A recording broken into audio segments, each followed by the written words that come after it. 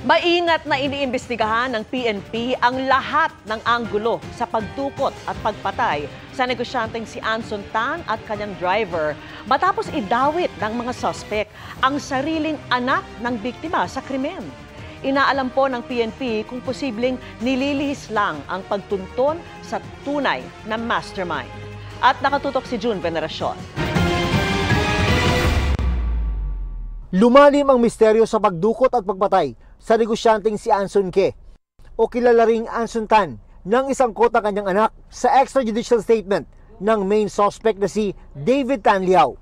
Nasa police custody na si Liao. Claiming it was the son who ordered for the kidnapping ni Anson Ke and eventually ordering na patayin po ito pong ating biktima. We have to clear everybody kasi gusto talaga namin. Gusto already the mastermind at kaano namin, sino po yung makasama ni nung suspect namin. Maingat po, lahat po inimbestigahan, prove po natin. Lahat ng statement yan, you have to prove it kung tama o mali. Kaya isinama na ng PNP ang anak ng negosyante na si Alvin sa mga respondent para sumailalim sa preliminary investigation ng Department of Justice. Aligasyon ni Liao na bago nito ay nasangkot na rin sa iba pang kaso ng kidnapping. Nag-usap sila ni Alvin para sa planong pagdukot at pagpatay, bagamat walang mailabas na ebidensya. Si Alvin na nakipag-negotiate doon sa mga kidnapper, voluntaryong isinuko ang kanyang cellphone sa PNP para sa forensic investigation.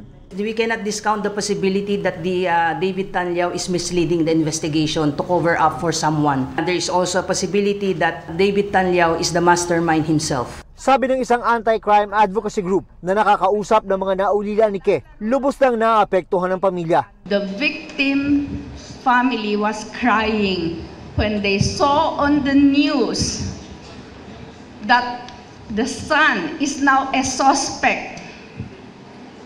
It is so unfair.